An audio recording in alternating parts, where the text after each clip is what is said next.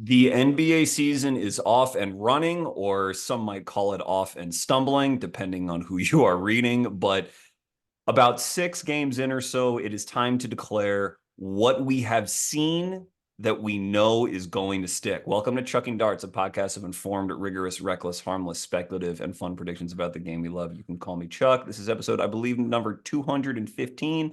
Number 214 was a final sort of mega preview awards and seeds and title picks and everything with Presidente of Draft Strickland. That was following 2 other preview episodes. One previewing the expected offensive rankings for the end of the regular season with Charlie Cummings at Claytheus11. Expected defensive rankings for the end of the regular season with Matt Issa. And now that all the previewing's done and sort of that cottage industry has been paid fealty to, it's time to talk about the actual basketball that's been played in the NBA, because that is the most relevant basketball that's been played over the last couple weeks. And I am very, very, very pleased to have with me Jack Quantrill of the Drop Step podcast. I have been on his podcast multiple times. Jack is a consummate pro, a real, like an absolute like beast in terms of getting his stuff out there and making sure it always sounds professional, making sure that his guest list is always varied. He's a man after my own heart by being a solo host with rotating guests. I really appreciate that. And his knowledge for the game is very, very wide. So, Jack, how are you? Welcome to Chucking Darts. I'm excited, man. Do we have some sort of like, is there a group for solo podcast hosts, sort of like an AA meeting where you go and you can sort of just say, yeah, I struggled to book someone this week, but I've got it sorted next week. I'm going to be all right. I'm going to be okay. But I've been enjoying this season. I know you said the up and running or stumbling thing. I Yeah. think the quality of basketball has been sort of off the charts from a competitive standpoint. Might be a couple of players not playing, hitting guys in the locker room, that kind of thing. But if we park all of that aside, I've really really enjoyed the fact that we've got proper hoops back. Good. And I'm glad that is as a connoisseur that is the perspective that you take. I like when I said stumbling, I mean in reference to sort of the national narratives about Mm. what's wrong with the game and the aesthetics of the game and blah blah blah blah blah. I mean that it's on the premise of this particular episode is to talk about basically what I used to do a bit called I've seen enough, which is that when you feel as though something is true and is going to hold for the rest of the regular season, that's what I will call it. That's essentially what this is. And ironically enough, what Nick Wright said it, and it became a national talking point for a few days about the NBA is like, look, I watched the first game and the Boston Celtics were shooting a lot of threes and they set a record, and so that must mean that there's something existentially wrong with the whole game and things need to change and blah blah blah blah blah.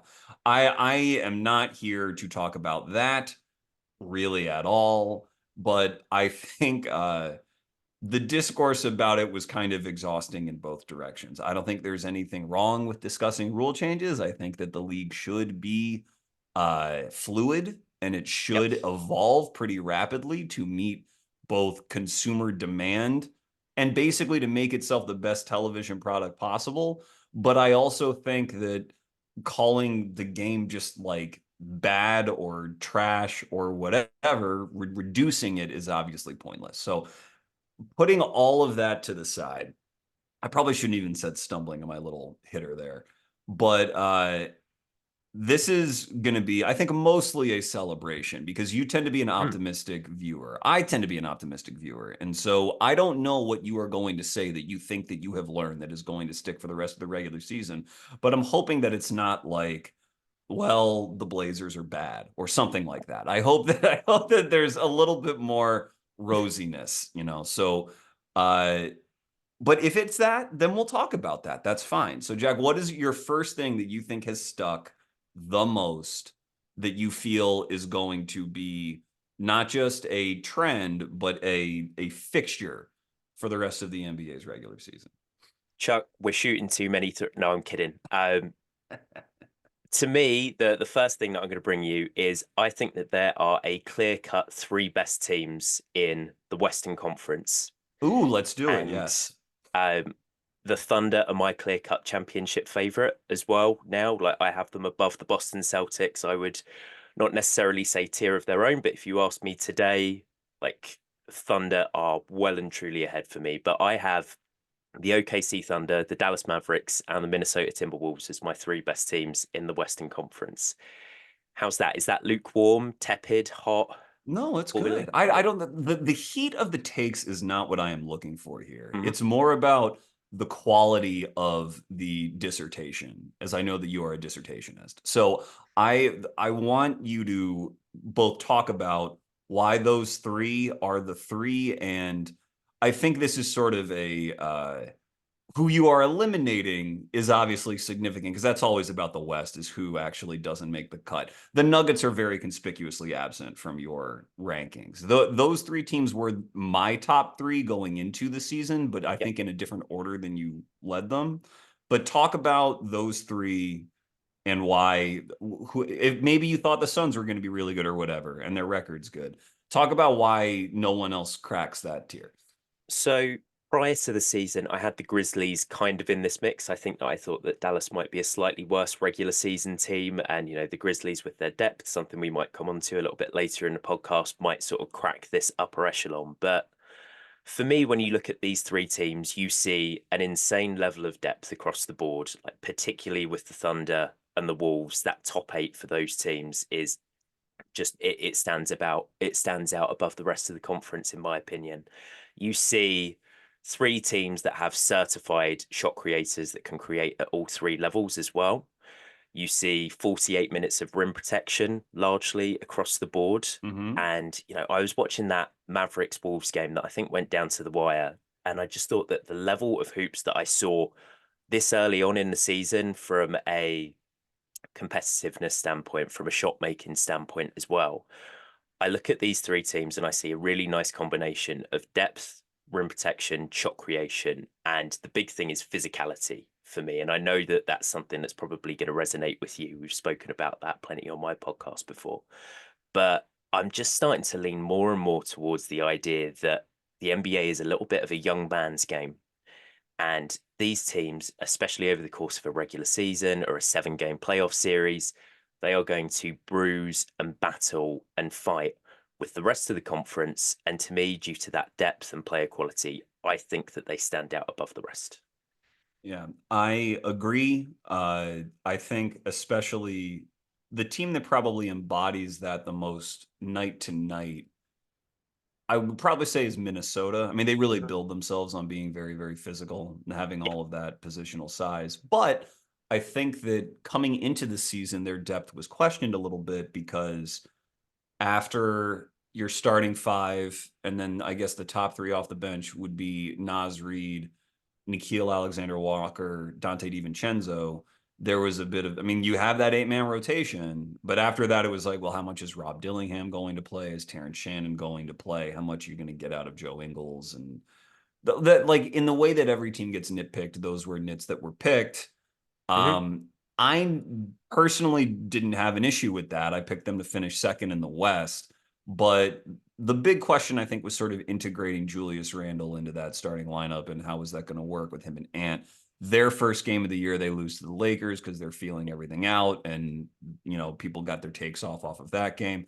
But I guess what do you think? Do you think that the physicality, the shot making, I mean, those are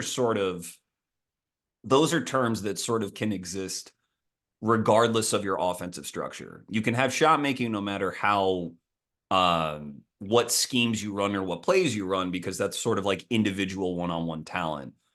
Physicality you can bring no matter how you play. So do you believe that Mhm. the Minnesota offensive structure kind of doesn't matter for regular season purposes, or that like the clunkiness that might exist between Randall and Ant just doesn't matter? Or do you think there actually isn't that much clunk when you watch them?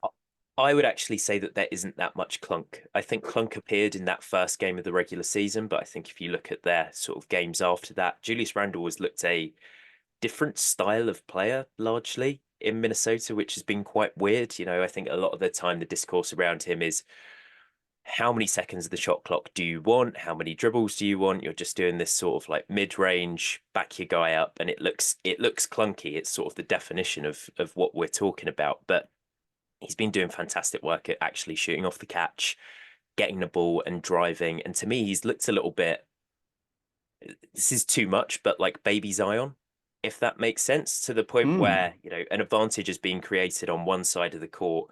And instead of Julius getting that ball and all of the energy sort of going out of the play, it's no, I'm catching, I'm bigger than you, I'm driving to the hoop. I know some people have been concerned with Ant to an extent, mainly due to the 3-point volume, which is funny because we hit on that at the top of the pod. Yeah. It's not a worry for me. I just I see it as this is a guy who has undergone insanely rapid skill development over the course of his sort of career in the NBA to date. When you look at the Anthony Edwards that came into the league to the Anthony Edwards that played now, I think that season on season you can identify, oh my God, he's really improved here. Oh my God, he's really improved there. Like last Hmm. year, the handle and the slashing was it looked insane to me. I always viewed Ant as kind of like a not like a full on straight lines player, but you always spoke about him as being athletic, explosive. He's going to dunk on you. He's going to sort of do that John Collins dunk against the Utah Jazz that we all loved last year. But when he drives to the hoop, it's almost like Kyrie-esque to me, the way that he can Mm. get low, the way he can get skinny. I think he started out that game against the Mavericks with a lovely Euro step, and it was just I view this as the next sort of evolution of his game. I don't know how much he thinks about the game from an analytical point of view, but if you are looking, to the Eastern Seaboard and you're seeing the Boston Celtics get 53s up per game, I don't mind the idea of saying maybe that's what I need to do to become a 30-point per game scorer. Maybe that's a way that I can preserve my body for a postseason run because I tell you what, I got to the conference finals and the amount of attention that I saw and the amount of effort I had to put into getting my buckets, I was a little bit gassed. So Hmm. I've sort of danced around a little bit, but from a structure point of view, I've loved Julius's integration. I think that he's played a lot quicker. I think that he's driven the ball, he's shot the ball. I think that Ant they're complementing each other quite well, and then they have such high volume 3-point shooting surrounding them as well. Like if they want to get Dante on the court, if they want to get Naz Reid on the court, Mike Conley's a dead eye guy.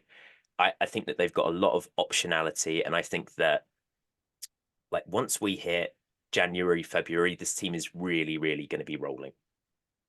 Yeah, I agree with you. And I think I always like when a player that has like some very vocal detractors succeeds in another context. And it's Yeah. weird because Randall has vocal detractors, but I mean, the New York fan base, I think by the end, largely really liked him. I don't want to speak for that entire fan base, but he Mhm. made two All NBA teams, put up a bunch of stats, and was clearly like a very tough physical player who was trying to mold his game with Brunson.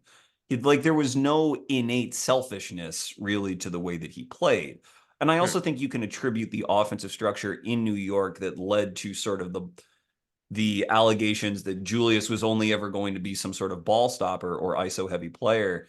You can attribute that a lot to like both the fact that like the first time he made All NBA, like Derrick Rose was his point guard, like older Derrick Rose. I mean, the Yeah. team was really him in a lot of ways. Uh, and then in the second space is like Tibbs has never been. I mean, Tibbs wants guys to play with a lot of physicality. He wants to crash the offensive glass and keep guys sort of closer to the hoop if he can. It's just, I don't think that the sort of aesthetically pleasing analytic ball, I mean, I shouldn't even say aesthetically pleasing, given that people are complaining about it now, but the sort of like zip, zip, zip, high 3-point volume ball, the .5 ball, get the ball, make a decision that is in vogue in lots of places around the league. I just don't think that like just because Julius doesn't necessarily lean that way, maybe that's not Mhm. his default way of playing, doesn't mean that he cannot be a very, very successful player, at least in the regular season. We'll see what happens in the playoffs and how teams decide to defend them. I mean, he's still very unproven in that sense. But I always just came back to the fact that like Julius is a hard guy to deal with in the regular season. I think Yeah. that the Lakers in that very, very first game, Rui Hachimura came out after that first game and said, look, JJ was telling us in film session that, Julius kind of stands around a lot on defense. And so I can turn myself into a screener. And I was like, just Rui, like, quiet, man. But, uh, there are things in his game that are imperfect. There are things in Ant's game that are imperfect, but the stuff that you cited just over the grind of a regular season tends to win out more often than not. And so I certainly agree with you on all of that. And as far as Ant's development, the only thing that I will add is that I Yeah. I believe an area in which I think he'll get his flowers for it this year, especially with Cat gone. But just his sort of intangible ability as a leader, as a team leader, I think is going to get a lot more focus this year. It's hard to be a leader, like a real team leader, when you're 21 years old, and Ant is, let's see, he was 19 in 2020, so he's 23 now, I guess. It's hard to also sort of divorce charisma from leadership, because he's always been very charismatic. But that, just being charismatic doesn't mean that you know how to sort of manage the personalities of your teammates and your team so that you are consistently playing a winning brand of ball. And what he has said about Randall, and granted, it's just quotes and whatever, but I think you see it a little bit in their style of play early in the year, is that, like, look, we've got to fit around him. It's not on him to fit around us. Like, this guy has all this talent. He's so physical. He's such a beast. Like, there is an innate awareness and humility, and maybe humility isn't uttered much with Ant, but I think he shows humility in understanding how to, like, how much fit matters, number one, and how he has to be a part of that equation. And acquiring Gobert and having him play with Cat and having that first season be very messy, I think was sort of trial by fire. And I think it probably communicated, maybe Ant would have gotten the same place anyway, but it probably communicated, look, fit is really, really important. How you guys gel and mesh as a team really, really matters. And it's a very good lesson for a young star to learn. Some young stars are very, very late, like very late in ever learning that lesson. And Ant seems to have internalized it. So that's why I think that the baseline for Minnesota is just high. I think instead of, in short, I think a lot of things need to go wrong for them to sort of not win 50 games, most of it injury related, as opposed to thinking, well, so much has to go right for it all to click. I mean, their defensive foundation is so good, and their offensive talent, there is a lot of offensive talent there, that I just think that there are solutions. Hmm. I So in citing these three teams, is your reticence to include the Grizzlies? You mentioned the Grizzlies. yeah. So is that just sort of a youth thing there, or an injury concern there? Why do you think they are just not in? I think maybe I need to see a little bit more. I need to see what Zach Edey looks like in like January, February. I need to Mm-hmm. see this team with Vince Williams back, with Gigi Jackson hopefully back at some point this season as well. Um, I was doing some research for the pod on the Grizzlies, and I do have a point about them. I can either bring it in now or it can come up later. But Oh, I bring it in think now. Bring it. Let's just bring it in okay, now. Yeah, so let's do so it. Zach Kleiman is the thriftiest GM in the NBA. Um, and I just I was trying to work out how to word that, because I was like at first, oh, top three, look round, maybe not. You probably need a championship for that kind of thing. But I think that they do so well on the margins. They have Vince Williams Jr., Jay Huff, Scottie Pippen Jr., Gigi Jackson, and Jalen Wells signed to multi-year contracts for 1.5% of the salary cap. So, Yeah. those guys are all contributors. We're seeing that already this year. Do you have Cam Spencer's contract in front of you? I don't Is actually. he I've on I two-way? I'll look it up. Keep going. Keep going. I'll But look it I up for you. remember I remember seeing Sam Vecini say a little bit earlier in the season, like Scottie Pippen Jr., Jay Huff, and Cam Spencer, that is the best collection of three two-ways I've seen since they sort of increased the limit from two to three. So yeah, the talent level is off the charts there. But I think that my question is probably like, what does it look like in high leverage situations in a playoff point of view? So when I had that point about the Mavericks, the Timberwolves, and the Thunder, I believe that from a playoff point of view as well as a regular season. Like I think they're good regular season teams as well, but I think that they're probably going to be the three best playoff teams too. It's just the Grizzlies have a couple too many factors for me to say right now that they're in that mix. Like, what are we going to get from Marcus Smart? John Morant has looked incredible since he's come back. Jaren Jackson Jr. has looked really, really good since he's been able to slot down into that lower role. But they just feel a little bit like an unfinished equation to me. Like maybe there's a big move at the deadline that really sort of pushes the chips in because they have these guys on two ways. They have these guys on these insane value for money, like Deuce McBride style deals. They Mhm. have the flexibility to go out there and get another like bona fide contributor, and they've got the movable salary as well. It's just I'm sure of what I'm going to get with these other three teams, and I'm not so sure with the Grizzlies. And like you said, what was the name of the concept that you ran a couple of years ago? What, I've seen enough? I've seen enough. I haven't seen enough yet for the Grizzlies to join this team. Yeah. Okay. So, but well, like, would you be so bold as to say that Kleiman is, you believe, going to win the executive of the year? Because winning the award doesn't necessarily mean that you're the best. It just means that you win sort of the narrative stakes. Like So, are you so bold as to say that? no, he's a thrift shopper. He's he's a hipster. This is a guy that gets appreciated on NBA Twitter. He's not gone out there and traded for Carl Anthony Towns and Mikal Bridges, has he? He's not given up all the picks in the war chest. Eh, If we get to a stage where the discourse is like, look at Zach Kleiman, he found Jay Huff, Scottie Pippen Jr. on two ways. We should give him executive of the year.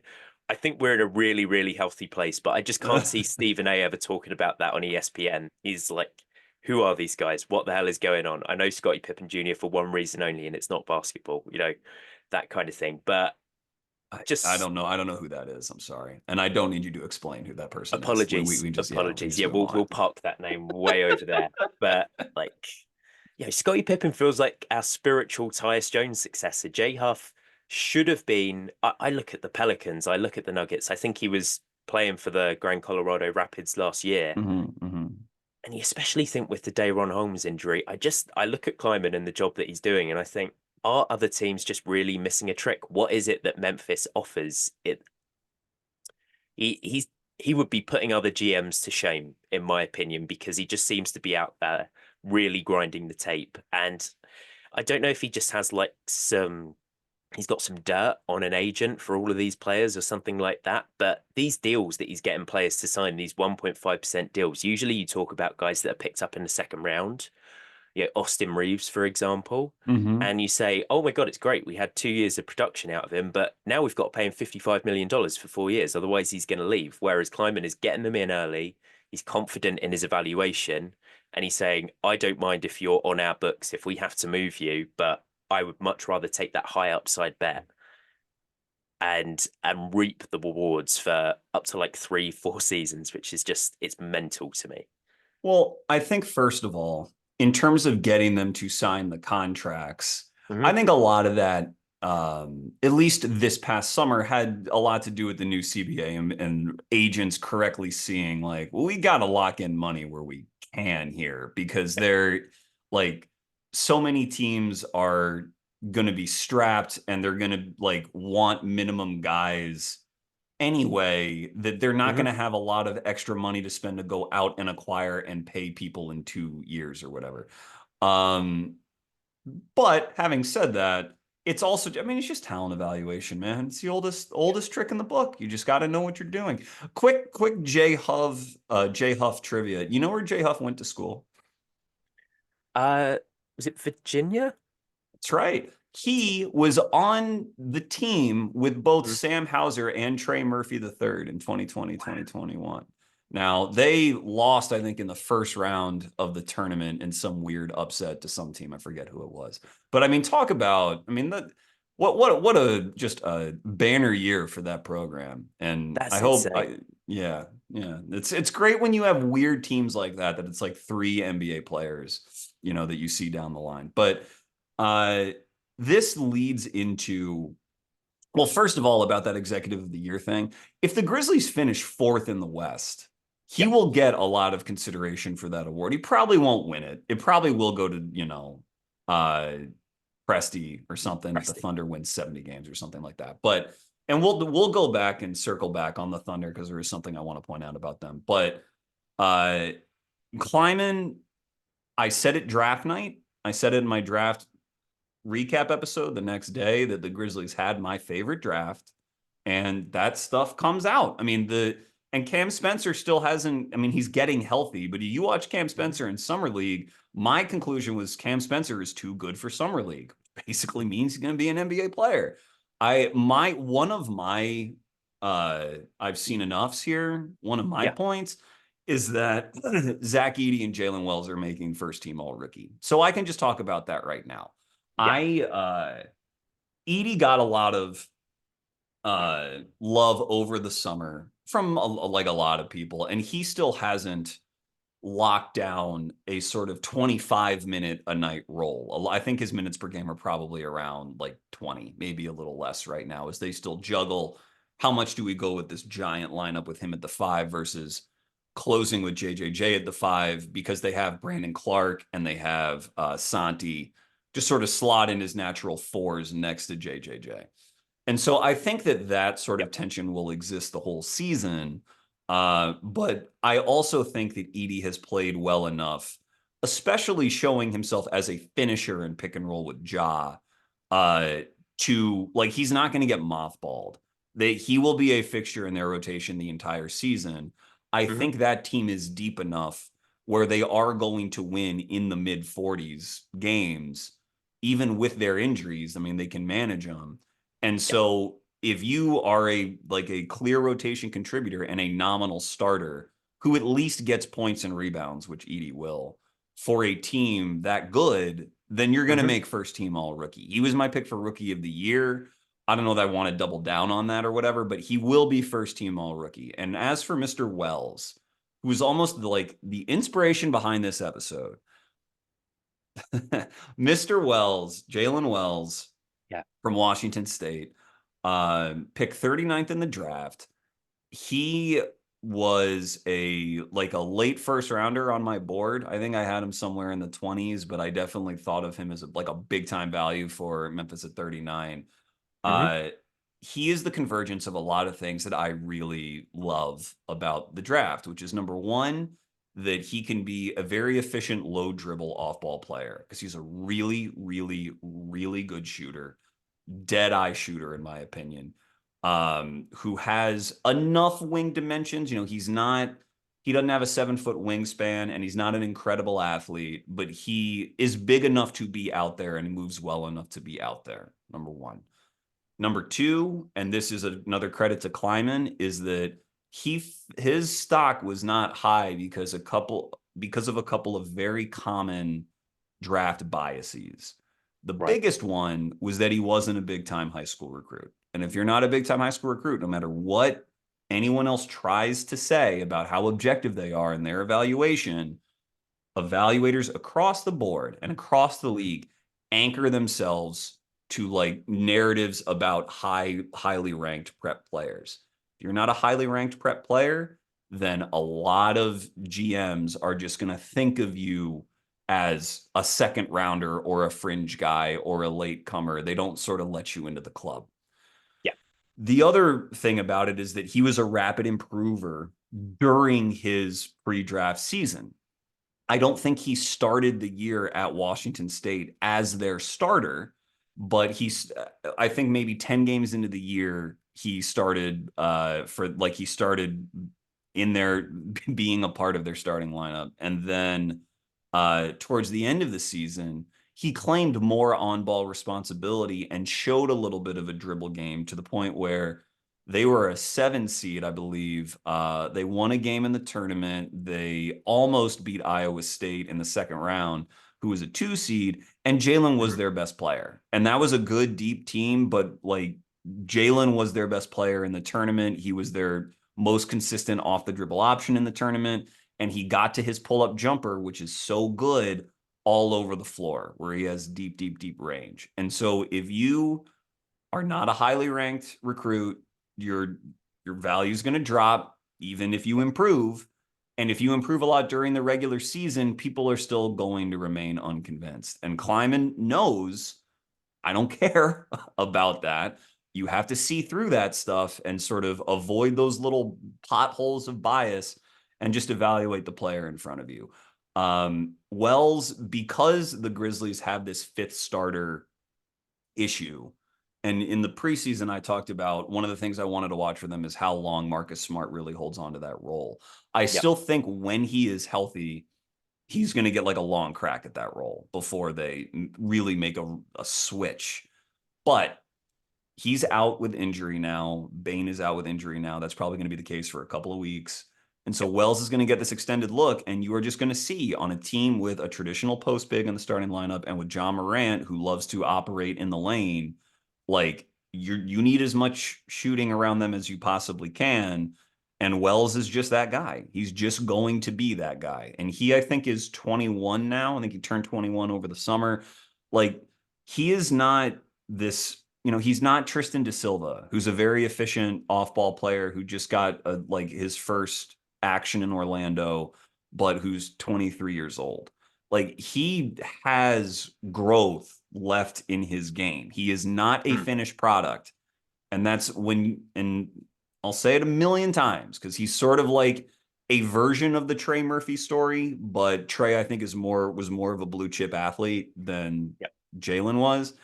If you can be an efficient wing off ball player and you can get your shot off, then there is no reason for that player to ever slip to the second round, ever. And the two guys I wrote about in conjunction with JAYLEN in my draft work were Keyshawn George, who's on the Wizards right now, and Johnny Furphy. I thought all three of those guys had similar draft theories that all recommended them. And I had them all in sort of that late first round mixed. And two of them, Furphy and Wells, fell to the second round.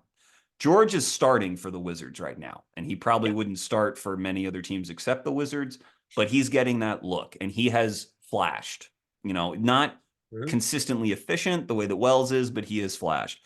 Furphy is still working his way back from injury. Indiana's going to be, good, presumably. And so it's harder for him to maybe crack that rotation. But I felt the same way about all three of those guys pre-draft. These are all NBA players, all with size, all who can shoot, who have some movement ability. And like the league still was too low on them when it came time to actually draft them. So I don't know what you've seen in Wells or like how familiar you were with him before the season started, but if you have anything, please add it. You could tell how giddy I was to talk about him, but like, if you've seen anything from him, what have you seen? Guys, just to let you behind the curtain, Chuck said, I don't know if it was just in the intro, I think it was pre-pod. He said, I've done this pod just to talk about one player. It's been inspired by this, and you could have given me 450 guesses, and I might have gotten to Jalen Wells in like the 300s. But yeah, this is why you listen to Chuck and Darts. That's great, man. But like, I'm not going to claim to be familiar with his college career. I think that I've spoken to you in the past about sort of my journey into becoming a draft nerd, and it's still an early one. But I think what you bring up is quite an interesting thing from my perspective as like aspiring amateur draft analysts, which I don't know if anyone's ever said like those four words in a row. But it's like, when do you start scouting the draft? Because I've spoken to lots of people around the community. I've had Ahmed Jama on my pod a couple of times, who is incredibly knowledgeable about the high school game and then follows it through. Just, I don't know where the guy gets the hours in the game, but if you've been listening to, I think it's the Draft Council, they've already got like notes and tape on those guys. Spoken to Matt Powers, guy over at Swish Theory, and sort of said, "Oh, do you want to preview the 2025 class?" And he said, "I don't tend to jump in until like we're around the college, the start of college hoops." And they're two analysts at the end of the spectrum. I know Trill starts really, really late, but I think that the stuff that he comes out with, I value that take and I value that perspective as well. And it makes me think that if you're one of these guys that's in the weeds, that's like looking at players 2, 3 years in advance, and I'm assuming this is what teams do as well, this is where Hmm. you get that Jalen Wells anchoring bias because he's only just showing up on your scouting report. You know, it's not like a AJ DeBancer, where we've heard about this Right. guy since he's 12 years old, Mohamed Dabone, who I'm sure we'll be talking about in a few years' time because he's just absolutely massive. Um, it is interesting from that point of view of just thinking fast and slow. How unclouded can I keep my judgment? How many different voices should I have in the room? And like, while I don't have too many takes about Jalen, the player, I've watched a couple of Grizzlies games in full this year. Like, he looks like he's getting out there on the court. He's doing his job. He's spacing. He's a willing shooter, which is great. Um, it just comes back to Zach Kleiman again, and just that willingness to take a ton of risks and to think outside the box. GG Jackson, 45th in the draft last year, looks absolutely ludicrous now. David Roddy, I think 26th in his draft year, looks absolutely ludicrous now. It's the willingness to sort of break the mold and do something different. And it's just something that I'm going to be looking to do sort of throughout the season. But he was the final guy on my 1.5% sort of like contract list. He's tied to the Grizzlies for the next couple of years, and by the sounds of it, Chuck, that's going to be a bargain. Yeah, I mean, it'll be a bargain. The Grizzlies were the runners up in summer league. They lost in a thrilling championship. I have no problem mentioning this months later to the Miami Heat. Yeah. But and I'm just saying that to say, pay attention to summer league. You know, it's not Mm. all fun and games. It's not all a joke. You know, you can, if you know what to look for, you can see stuff that's going to carry through. And that was a team where I don't think Edie even played because he hurt his ankle in the first game. But Jalen Wells played, and Scottie Pippen Jr. was arguably the best player in summer league, and Cam Spencer played, and all this stuff. It all can matter if you know how to view it in the right context. It all can matter. And Pippen, man, I mean, he's not going to win six man of the year. I would never say that, but he is going to be probably one of the 5 to 10 most valuable backup point guards in the league. I mean, as a true blue backup point guard, if sort of you've got your Peyton Pritchard, TJ McConnell, more entrenched backup points near the top of that list, guys who can only play point guard and play nothing but point guard.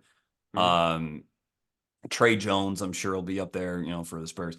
You're not going to name too many names before you get to Scottie Pippen Jr. And that's his college career. You know, he's had a knee injury that he's come back from. He played at Vanderbilt. Uh, Always was a defensive menace in terms of getting steals. Always was a menace in terms of high assist and high assist to turnover ratio. Like, this production is not coming out of nowhere. It's just that many guys don't ultimately do not have like the burst size athleticism to stick in the league. Like, lots of college players who can steal the ball and get assists don't ever make the NBA just because they don't quite have the overall juice. And Yeah. Scotty has the juice. So I'm very, very happy for him. What is your next take, since we just got off one of mine? What do you I see? think it's probably time for my most impassioned take. Okay. So, drum roll, please. I'm sure we can edit it in afterwards. You guys can imagine it listening at home. But Yep. Lamelo Ball is an all NBA player. Ooh. Go ahead. Let me hear it. This is Oh great. Like, man, that really, it looked like I just took a body blow, but really it's more just I wasn't ready. So go ahead. I Go ahead. I just love him, man. And I'm saying this having I watched 2 full games yesterday, all of his possessions while he was on the floor, just defensively. All right, I am taking that into account, and I will come on to what he is on defense because still at the moment it is not good. But when he has been on the court this year, the Charlotte Hornets have had a 126.7 offensive rating. Woo! He's taking 8 pull-up threes per game, and he's knocking down 43.8% of those. He's only shooting 33% on catch and shoot looks, but he's a willing catch and shoot player as well. Sixth in the league for secondary assists. He's creating 19.3 points per game. I just think that he really has the potential to be one of the 5 best offensive players in the league when you look at the combination of his volcanic shooting, his willingness to actually move and screen and interact with an offense when he doesn't have the ball. It is the best show in basketball right now for me, watching Lamelo, those sort of like one-footed threes where I can just see coaches having the same reaction to you, Chuck. Like you see that, it's oh my God, my heart, but it's swished, it's gone in. And one thing that's really fun is to watch the Hornets away games. So you're getting the experience of like a Hawks announcer or a Celtics announcer. And in the first quarter, they're like, oh, LaMelo's made a three. And in the third or the fourth, they're going, oh my God, he's made another three. You've got to get up on him there. And he's shooting from 30 feet away. I think that he's genuinely an elite shooter. He's a fantastic playmaker. He's become more resilient in getting himself to the line as well. The turnovers have been sort of sky high to start the year. And that has been a combination of, I would say, loose passes and like a lot of responsibility as well. But you look, and the second best offensive player he's playing with at the moment is Miles Bridges. Brandon Miller has only played 1 game this season, and the Hornets have a 127 offensive rating when he's on the floor. It's I've always been like a big LaMelo guy. The first couple of things that I ever started writing about when it was basketball, it was on the trade machine, it was on Fanspo, and it was like, I want to see Zion and LaMelo together. I want to see Scotty Barnes and LaMelo together. And I think all of those things ring true because he brings offensive value when he's on the floor, whether he has the ball or not. And the not the running theme, but we're going to keep coming back to it. The amount of threes you shoot in today's game, I think that if you have a guy on the floor that's going to shoot 12, 13 per game at this level with a healthy mix of them being pull-ups, that's the kind of thing that increases your floor and your ceiling. But Chuck, I've rambled. I've got defense stuff, but come in on this. Okay. So I'm still recovering just from the sticker shock of this take. LaMelo is someone who his talent is exactly as you put it. I mean, that he is a singular player in the NBA. No one really plays the way that he plays. His improvisation is off the charts. And even when the nitpickers, and I have picked nits with LaMelo on this podcast over the past couple of years, like the nitpicks in his game about whether or not it translates to consistent winning basketball, he sort of is a different version of the Julius Randle discourse where if you just focus on what he does and what he doesn't do, like it does bring value. It cannot, his vision and his 3-point volume and his driving ability, even if he goes into a game being like, I'm going to play selfishly, even if he wants to do that, and I'm not saying he does, but if he wants to do that, he will still produce a lot of offensive value because it is within him to find passing windows and create them. It's within him to hit those passes, even if in his mind he's like, I'm just goosing my assist numbers, which again, I'm not saying he does. And it's within him to get these threes off. And those things just matter. They matter. That's what offenses increasingly revolve around. So I think that in order for this prediction to come to pass, in order for this dart to land, the Hornets need to be better than 30th in the league in defense, which is what they are right now. They are number 30. And they would, all NBA players tend to come from teams who are, I would say, usually top 8 seeds or higher. You know, you might get a play-in player who gets in, but there's only 15 spots. And so it does get tied to team record a lot. And I think LaMelo's going to have a challenge, number one, because of anchoring bias, because even if he submits a really good all-around season and the Hornets still have only won 35 games, people will still remember the last couple years of him, you know, and how he's had to fight injuries and how the Hornets still, like, this is encouraging, but they haven't really taken any sort of a leap.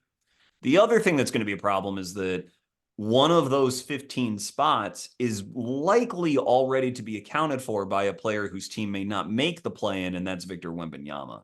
So if you are already sort of making one exception for a team that isn't sort of, you know, winning tracked in those top 3 spots, it becomes even that much harder. You're going to have to boot someone else out who's been a contributor to like a really, really high win team. Unless you think the Hornets can be a top 8 seed, can be a top 6 seed. So do you want to make that call that you think that they are good enough to do that? I think that they have the talent to be a play-in team, and I think if you look at the way that certain teams in the East have already sort of died, the Toronto Raptors, I think, might go ahead and embrace the tank. I would have them as a better team than the Pistons as well. Mm-hmm. The Wizards and the Nets. The Nets have gotten off to a fantastic start, but I assume that at some point this season they're going to do a Utah Jazz style. Look at how well our role players have played. Please give us first round picks for them. They're going to do that towards the trade deadline. So I think that they're going to bottom out. So it only takes, Mark Williams actually coming back and being a rim protector. I, I'm not a doctor. I don't know what Mark Williams' future in the league is going to be, but he certainly looked promising during his rookie year. Mm-hmm. Brandon Miller to just sort of show the same stuff that he showed towards the end of his first season. And just on Lamelo, the thing that I like about him as an offensive force is I think that he does leave space for other guys to get their production. You look at the production that Trey Mann has got through early on in the season. He is happy to get off the ball early. He is happy to space. He is happy to screen. It might not be to the level of a Steph or whoever you want to say, but I think that they maybe have that offensive upside, especially with Mm-hmm. him on the court, to let's say they are sort of punching above their weight. They're around 500 in February. I do wonder if there's maybe we get a vet in, maybe we do try and push for the play in. We've got a lot of talent on this team. So it's like the bottom of the East is so bad that 10 is not unrealistic. I completely get your point when you're talking about Vic and like we're going to make that one exception there. But at the same time, Lamelo is scoring 30 points per game on 47, 40, 89 at the moment. That is just sort of mind It's blowing to good. me. It's really And good. they're minus zero point 0.8 when he's on the floor, and they've played the Boston Celtics twice. Like he's that they're going to be a high variance team with his 3-point shooting. So there's this adage about football and the Premier League over in England where it's defense wins you championships and offense like keeps you up, scoring goals keeps you up because it's high variance. That's what you need to do to avoid relegation. I Mm-hmm. think that they have enough sort of like punch in them and enough fight in them that they're going to be feisty through 82 games and they could get to 10-9. And I think that I'd love to go back and look at the best offensive seasons that haven't made all NBA because if these numbers were to sustain and you have a 30-point scorer on this efficiency, it's that there is going to be a quarter of the NBA that can make that case. I will say on the defensive end, like the screen navigation is some of the worst in the league. He just dies on screens. I prefer him defending in isolation, but he's put in effort to actually rebound this year. If you watch that opening game against the Houston Rockets, he was boxing out Tari Eason, he was guarding Jabari Smith, he was guarding Amen Thompson, and he's at least using his frame. He's finding some way to be valuable there.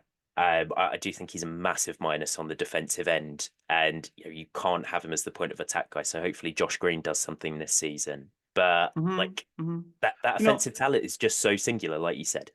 I think as far as the defense, I don't want to put all of their defensive issues on LaMelo. I No, just think that the Hornets are young and they are skinny. I am going to, without researching it, say that they are the skinniest team in the league. nice. And because of that, like Trey Mann does have a lot of contribution, but Trey Mann is also he's a score first guard who is slightly built, Mm-hmm. and Brandon Miller, for all the offensive talent he has, is a wing who's like very skinny and slightly built. Both bigs, Mark Williams, Nick Richards, slightly built. Yeah, Grant is a strong guy. He's their he's their flying their the flag. thickest guy. Yeah, but apart from him, it is hard to, first of all, with all of that youth, it's hard to get all of it defending on a string and cohesively. And the Hornets know that, and that's Charles Lee's like that is his charge for the season is to help Yep. instill that. And I still think that with the offensive talent you're talking about, they could find themselves in play-in territory. So I love the boldness of the dart. I really do. I've recovered. I've internalized it. I've Yes. digested it. It feels good. Um, I like if I were to go off an all NBA right now, like I would rather, I don't know. Could I I don't change know. it It's hard to say. slightly? Like I would rather see like Yeah. Domantas Sabonis make all NBA, and it's like hard for him to make it, and he's been doing it for years, and he's had a fantastic start to the regular season. I think the Kings have every chance to be top six in the West. It's like guys like that that you'd have to Right. kick off. But in terms of a discussion point and like acknowledging Lamelo's talent, I totally agree. It's What fantastic. what is Lamelo's ceiling as a point guard in the NBA? In 5 years' time, if he is the blank best point guard in the NBA, at what point will you be surprised? At what point would I be surprised? Like, what is the worst he could be? Or I'm sorry. What is his ceiling? What's the best he could be? If you put him in, the group of Luca, Maxi, De'Aaron Fox, Tyrese Halliburton, Trey Young, etc. If he I is the think, blank best yeah, of yeah. I those, think I would not put him in Luca's category, no. because I do not believe that he has Luca's ability to dictate a game. Because Luca, I mean, LaMelo is a brilliant playmaker, Mm, but he doesn't, I mean, he thrives on playing really, really fast. He can play in the half court, but he thrives on going up and down and trying to tilt the floor constantly, which is like great in the regular season. But Luca's stuff has been shown to translate to the playoffs because he can also play really, really slow. He prefers to play really, really slow, even though he can tilt the court as well. And he can impose that baseline of physicality that can get him advantage after advantage after advantage, as opposed to LaMelo, where he's trying to constantly break you down off the dribble with his handle. That can lead to a lot of success, but I would not put him in sort of the Luca class. And I think after LaMelo's rookie year, second year, because his second year, I think the Hornets made like the first play-in tournament. yep. That was a discussion point, but I do still sort of go chalk with that. In terms of Halliburton, Maxi, that kind of level of point guard, I think LaMelo can find himself there, Mm, certainly. It's not as though either one of those guys is like an outstanding defensive player. Neither one of them has a handle as good as LaMelo's, really. And LaMelo's bigger than both of them. So I think if you were to get, I don't know what number to put, you can say, could he be the third or fourth best point guard in the NBA? I think that is possible. The biggest thing with LaMelo is obviously going to be his health always. yeah. And I want to see where his defensive game goes. I agree that I see the effort. And like I said, I think that their defensive thing is more of a team-wide thing than a specifically LaMelo thing. But I also want to, in the same way that I have praised Ant in this episode for his leadership and Hmm. for understanding fit and understanding how teams need to mesh together, I also want to see that out of LaMelo. Because again, the injuries make it hard to like judge how he's developed in that regard. But he does, like, what I'm talking about with Ant is like a very keen awareness of what skills each of his teammates bring to the table and how he can accentuate them. Okay. Mm. When you're a high volume point guard, playmaking point guard like LaMelo, the theory of accentuating talent is like, well, that's just what I do naturally. Like I pass you the ball, I create these windows, I'm accentuating your talent. But I Yeah. think that where the NBA is going is that you need to be a bit more nuanced than that about when, and I think his early returns and getting off the ball are very, very good. But Hmm. I want to see where he matures as a leader. That is something I'm gonna be watching very keenly. Um, I okay. I just want to Or say, go just ahead. very Yeah. quickly, Luca, Lamelo, it's kind of like Mozart, Jimi Hendrix. Like one of them is this like fantastic orchestrator. He's telling everyone what to do. And Lamelo is like a soloist at heart. He's a guy that's gonna come onto your track and just absolutely destroy it with something that you've kind of never seen before. But Mm. he's not keeping tempo. Everyone's got to adapt around him. So I completely get your point. And again, Yeah. if I'm bringing football into it, they say the Kind of a hardest RZA thing to do. Andre 3000 sort of deal. I see what you're saying. Yeah, go ahead. Go for it.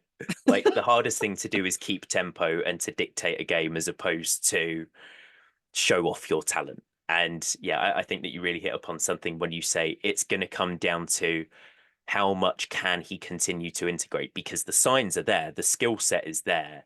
It is just, Yeah. is he that guy that no one wants to play with? Yeah. Yeah. Yeah.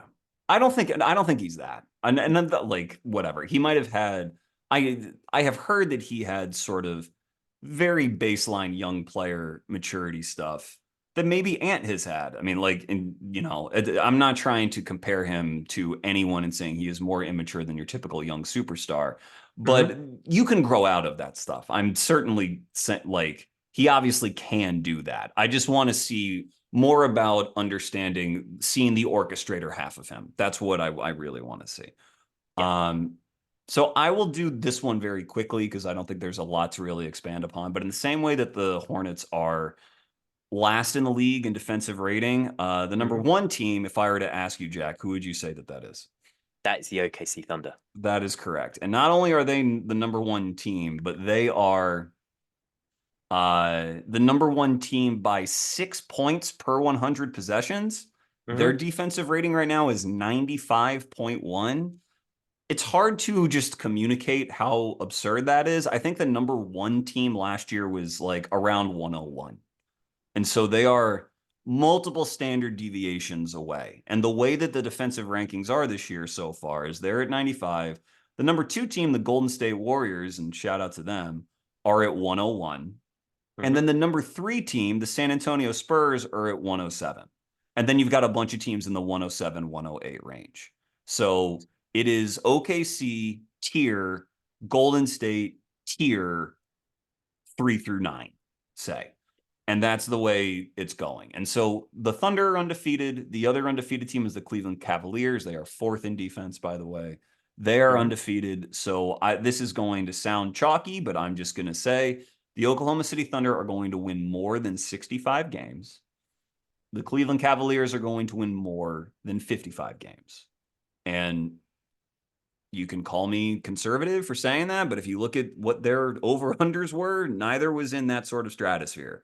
And so OKC is going to get a lot of love as sort of like the story of the regular season because they're doing all of this again without Hartenstein. I think Hartenstein's absence, it's not as though it's addition by subtraction in any way, but it allows them to just sort of play the way they played last year. And so there's Yeah. no feeling out period and they're just going. But they, their defense, which is really started to turn, 2 years ago under Dagnall and was their, a stalwart of their team last year. They are just Chet having a year under his belt and really being that rim protecting five. The whole team communicates so well. Shea's willingness to be a positive defender, or at the very least a neutral defender, as a high volume star, and Yeah. the way that the whole team is on a string to try to keep teams out of the paint and always bother them on drives with all of their hands. Dort, Caruso, Shea, Wiggins, like there's nowhere to go. There is no one to pick on that team in terms of how to get the ball to the hoop. And with Chet cleaning everything up with that timing, that I think I picked them to finish like third in defensive rating. That's just it's just not going to happen. They're going to be either the number one or at worst number two team, and I think everyone that is what I take from their undefeated start and from Cleveland's undefeated start. Cleveland, I was very high on. I picked them to be the number two seed in the East. I think that's Mm-hmm. probably what this prediction is doubling down on, is that they will be the number two seed in the East behind the Celtics. Yeah. Just because that it's another team with a lot of continuity, and continuity matters if you have legit star talent integrated. Donovan Mitchell is a legit star. Garland looks better coming back after that broken jaw and whatever ancillary downstream effects it had on the rest of his game. Mobley, my guy Evan Mobley, is playing really, really well. Atkinson is using him more as a pick and roll ball handler, letting him show his offensive talent. And I had a conversation with Esfandiar Baraheni on one of my preseason episodes about Mobley and Chet and about these two players who we preferred.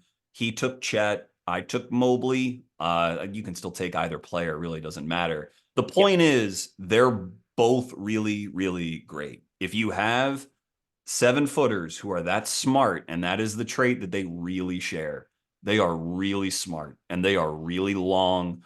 Their awareness and positioning has always been on point. Like they're just, the team will take off.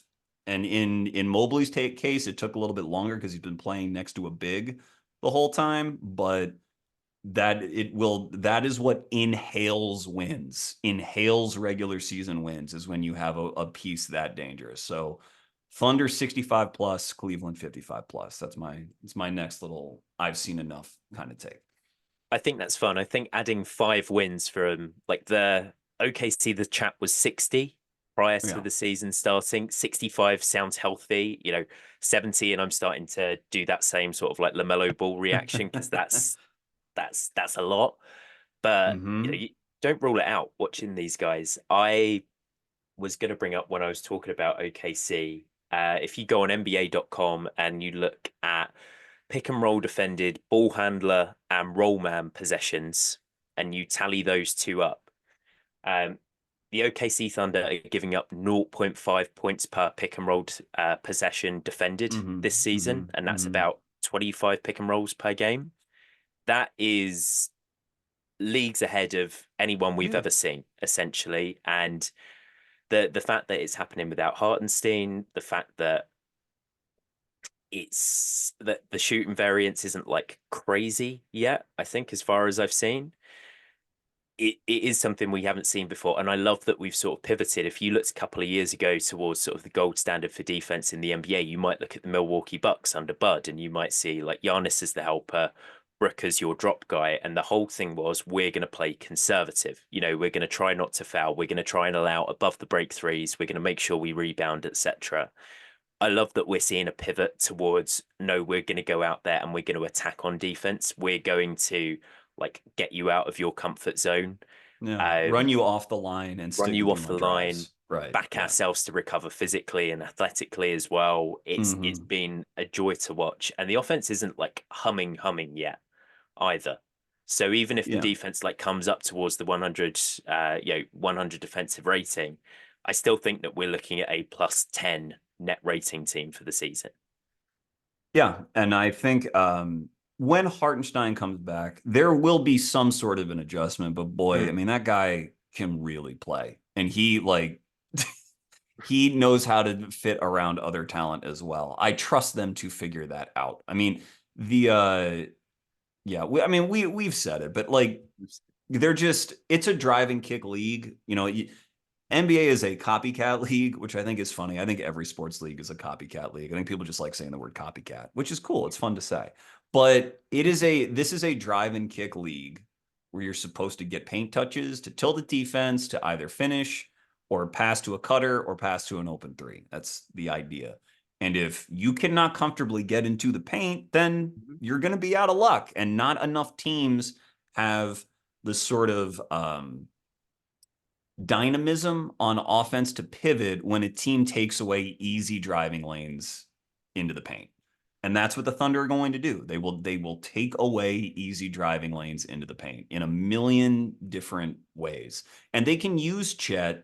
I mean, they could use him to blitz and they have the talent to rotate behind him. I don't really think they need to do that. But they could do that if they wanted to. And like they are a very sort of dexterous, flexible team on defense because of all of their athleticism and all their know-how. I mean, they're awesome. I thought about saying 70, but I figured 65 was warm enough. If there's Yeah. any team that can win 70 games, I mean, the Celtics, I think, are very good, but they are already budgeting in Porzingis's absence. Mm. And their bench is not even as deep as OKC's. I don't know if I would go with you on OKC being my title favorite just yet. Because like I said, taking away driving lanes in a drive and kick league over the course of the regular season is one thing. Mm. Luka won't care. Luka will say, if you have Alex Caruso, give me Alex Caruso. I'll take him down on the block. And Yeah. then things start to tilt. So, like, there are exceptional talents that can make playoff results a bit more uncertain.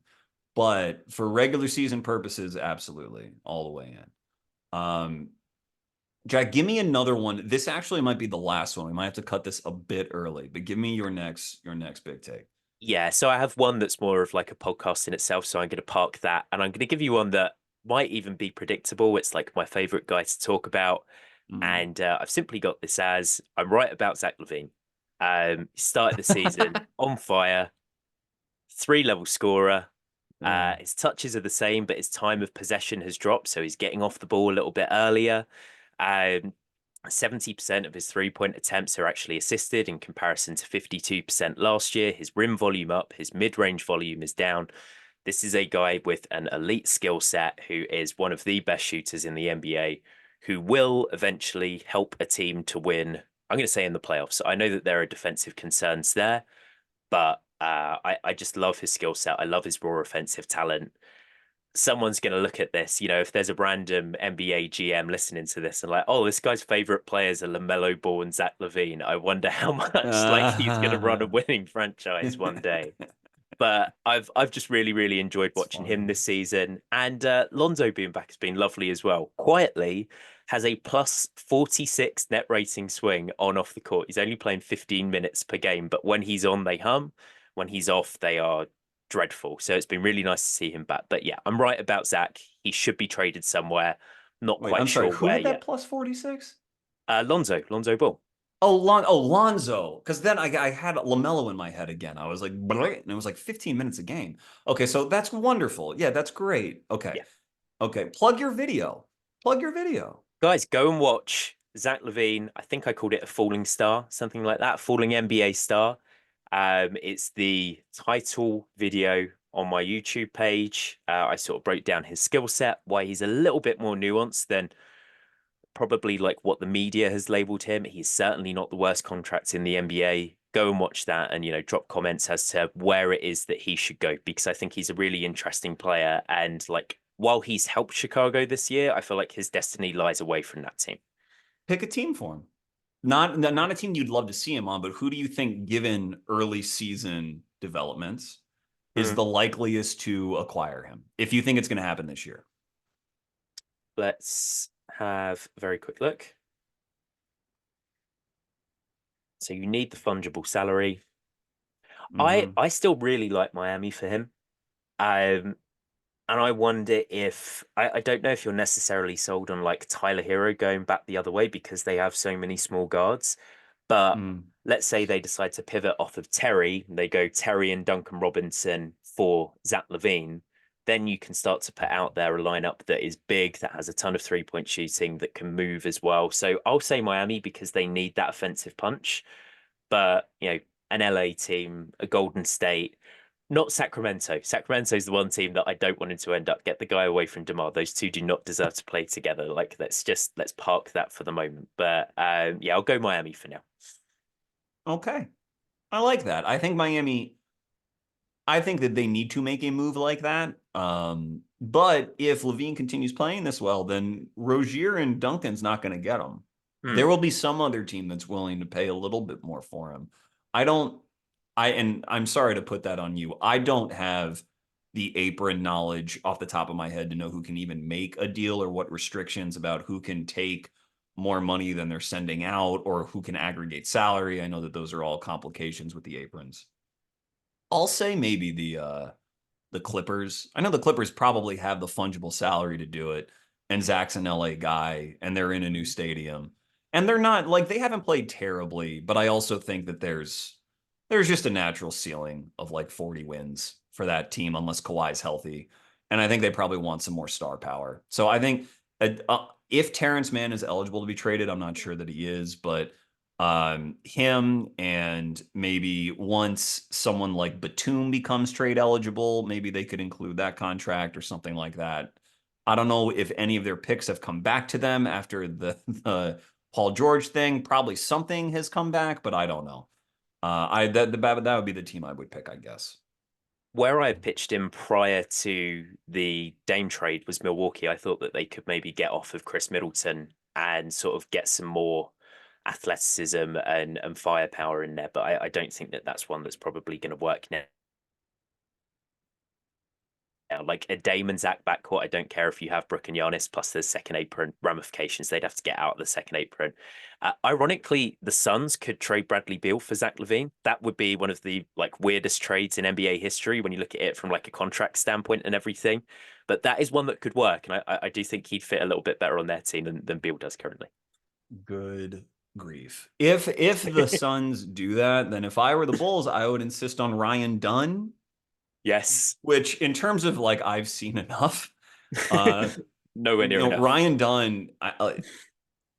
If I'll just make the point that everyone else will make when talking about Ryan Dunn, which is this is the most dramatic shooting improvement from the end of a college season into the start of a pro career that I've ever seen, ever, ever, ever, ever, ever, ever. People like to talk about Kawhi as having a rapid shooting development, and he did. Kawhi was a National Player of the Year candidate, the best player on a 3 seed, and the 3 seed was San Diego State, not a traditional power. And he was like a double threat every night in college. He was a blue chip player. Ryan Dunn, a blue chip defender, Yeah. like he was airball. Someone, maybe it was Ben Pfeiffer, friend of the program, but someone was posting a supercut. I don't know, it was Vicini. It was Sam. Yeah. He posted a supercut of just Ryan Dunn's free throws, just his free throws at Virginia last year and how bad those misses were. I mean, it's historic. Mhm. And like it might throw people like you'll have a lot of people clutching on to wing defensive prospects, being like, well, yeah, if he just has sort of like a Ryan Dunn kind of jump, which I like, I can't really do because there's just no precedent for this. But what an unbelievably wonderful story. What I said, I tweeted out, and I'll repeat here, is I legitimately think the NBA should put him in the 3-point contest. I really do. And I know that that might ruffle some feathers, probably Yeah. because, the NBA's elite really like to participate in the 3-point contest. I don't Mhm. really care. Once you put Mac McClung in the dunk contest, you can put Ryan Dunn in the 3-point contest. You should go for human interest stories. This is a ultimate human interest story of improvement and like hard work and development. Do it. Good for Ryan Dunn. The last thing that have you followed Dunn? Do you know his deal? I've got two things. One, I can't believe you threw me the easy pitch on Zach Lavine and I didn't say the Nuggets. I've said the Nuggets since the I early, know. I early was off expecting you season. to. I Yeah. know, I know you had, and I've just sort of looked and be like, what? Yeah, replace Russ off the bench, have that guy that can come in. I think it'd be like Michael Porter and Zeke Naji.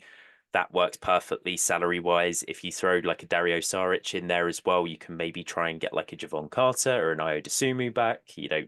Draft compensation comes into it. Anyway, park that aside.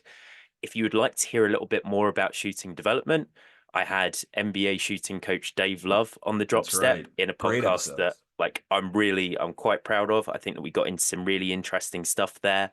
So like check that out because I don't understand what has happened with Ryan Dunn. I didn't watch any Virginia last year, but I definitely heard about him when I was listening to draft podcasts, and it really was all the conversation was if this guy can shoot 33% from three on low volume, he is a like fringe lottery talent. It is just we have that little confidence in the shooting. So he baffles me.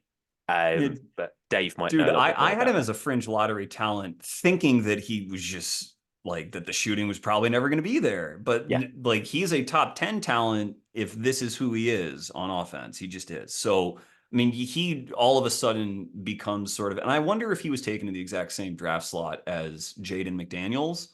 Hmm. Jaden dropped for different reasons, but it's similar. He doesn't quite have Jaden's dimensions, but he is every bit the defensive prospect that Jaden was. So we'll see, but that is certainly a home run.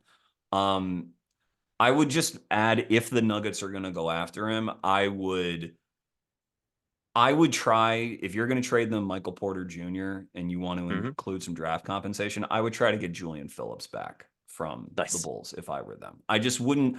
I don't want to punt on positional size so much in the starting lineup. If you are starting Brown, Christian Brown, and Zach Hmm. Lavine, all of a sudden you're kind of small, around the perimeter. And I would not that Julian Phillips or Peyton Watson would necessarily start for them, but I would just like to get a wing with size back. Um, The last thing that I'll say before we Yeah. go, and this isn't going to be like I guess this is an I've seen enough, I guess. My I've seen enough is watch the Wizards. I have seen enough to want to continue to watch them. And the reason I save this for the podcast is that most people are not going to watch the Wizards anyway. But if you stuck with us until now, then you probably have enough spare time and predilection to watch them. So they start three rookies, and when they're healthy, maybe that number will shrink. Yeah. But Bub Carrington, Keyshawn George, who we mentioned earlier, is a wing, a wing shooter type who has some off the dribble juice, and Alex Sarr, the number 2 overall pick. I have been impressed most with Bub out of those three. Bub was a preseason first team all rookie pick. I still believe he's making first team all rookie. He just didn't, he wasn't a Grizzly, so I didn't include him earlier in the episode. Yeah. But uh, two of those guys, Sarr and Carrington, are 19 years old. Lamelo and Ant, who we've talked a lot about, were also 19-year-old rookies. I'll say this point until I am in the dirt. Most NBA rookies are 20 years old for like the whole of their season. If you go back to whatever sort of like Malcolm Gladwellian thing there is about Yeah. wanting to hold kids back, or not hold them back, but basically start school so that they are among the oldest in their class for athletic advantages. Yep. What that ends up meaning is that a lot of blue chip draft prospects historically have been 19 years old for most of their college career, and then they are 20 years old for most of their rookie season. If you are 19 years old in your NBA rookie season, it usually means that you are bad. Like you are just a bad player. Your team is not good. And it's sort of a learning year. Jabari Smith, the recent example of this for the Rockets, that was his deal. And a lot of overseas players don't come up in the American system, and so they tend to skew younger. Bub is American, Sarr French, but both of them I think have shown enough to be encouraged by. I think Sarr has a long way to go in terms of his identity as an off-ball player, as a screener. He has a long way to go as a shooter, and knowing how to score and where to score. He has a long way to go. I still am not a big fan of his touch, but defensively, like he is among the league leaders in blocks, and his best skill as a player in Australia was being able to contest and block shots without fouling. He is like a low foul, sound, fundamental defensive player. And that much, at least, has translated. It won't mean wins, because if you have an inefficient player out there for that amount of time for the Wiz, to say nothing of the rest of their roster, they're not going to win a lot of games. No. But there's enough to be encouraged by. So I think the bust allegations for him can just subside for a little bit, even though he went 0 for 15 in a summer league game, which is not good. Bub uh, is the one I'm very, very excited about, because he does have the touch. He can already get his shot off from three consistently, and he does have the vision. He had probably, I think, maybe his worst efficiency game last night. I think he went like 2 for 8 or something, only had 4 points, but he had 8 assists, no turnovers, 4 rebounds, 4 steals last night. And his efficiency had been ticking up before that. For a 19-year-old, true blue 19-year-old rookie to be able to stick on the floor, score with some regularity, and read the game off the dribble and be trusted to do that is extremely significant. And Yep. I would say that I think that I had Bub 10th, so ahead of where he was drafted. I was a big, big fan, but I didn't expect him to be able, like, I thought he'd be in the G League. At draft time, I was like, he'll be in the G League for a lot of his rookie year. Then I saw him at Summer League, and I was like, well, that's not going to happen. He's too good. But Yep. the scoring inefficiency was still baked into the cake, because Bub's a little skinnier in his inside the arc game. Like, he doesn't get all the way to the rim and finish all the time.